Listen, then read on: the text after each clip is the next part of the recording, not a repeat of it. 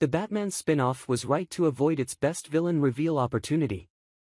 The Batman spin-off, The Penguin, could have easily introduced several villains to the overall universe, yet was wise not to. As of The Penguin Episode 7's ending, the titular character is closer than ever to taking over Gotham's underworld and becoming more like his DC Comics counterpart. The Penguin takes place after 2022's The Batman, further fleshing out the universe and teeing up the story of The Batman, Part 2.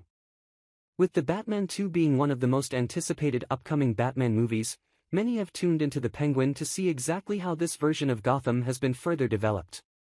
As it turns out, this more grounded, realistic iteration of Batman's expansive timeline has proven to be just as good on TV as it is on film, with DC Easter eggs and ties to Robert Pattinson's Dark Knight aplenty. However, one of the key ways the Penguin could have tied to the Batman was not capitalized on, with this decision proving to be the correct one.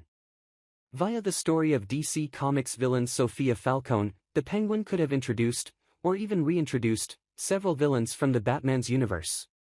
Sofia Falcone was quickly established as one of the best-written live-action Batman villains in recent years thanks to The Penguin Episode 4. This storyline established Sofia's tragic backstory, specifically how she became aware of her father Carmine Falcone's murder of multiple women. Carmine, seeking to keep hold of his power, framed Sofia for these murders and had her sentenced to Arkham Asylum for years. The Penguin Episode 4 centered almost entirely on Sofia's time in Arkham Asylum. Herein lies the scenario through which the Penguin could have established some of the Batman franchise's core villains. Two antagonists have already been confirmed to be in Arkham in The Batman, the Joker and the Riddler.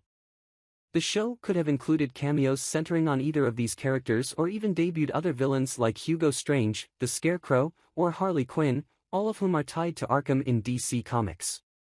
Although seeing one of these cameos in The Penguin would have been great from a fan service perspective, there is no denying that the showrunners made the right choice in leaving them absent.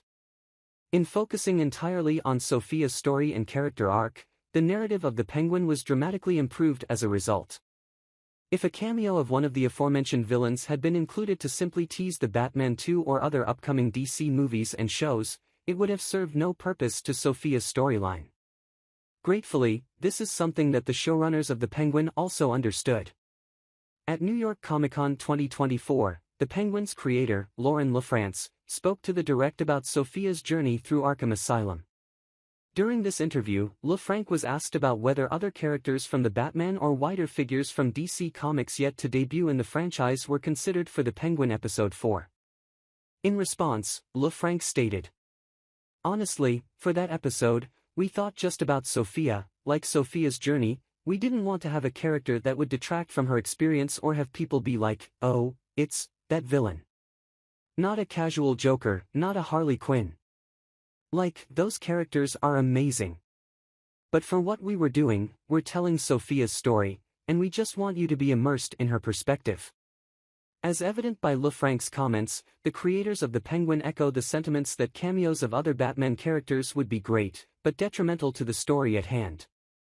The focus being positioned solely on Sofia allowed the true tragedy and heartbreak of her story to be delivered without the breaking of immersion that would undoubtedly be present had the Joker, for example, appeared.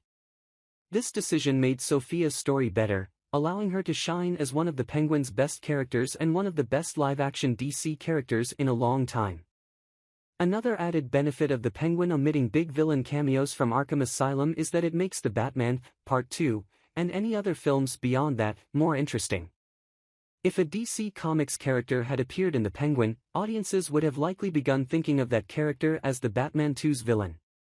However, in leaving them absent, there is more intrigue, interest, and mystery over who the Batman, Part 2's antagonist will be.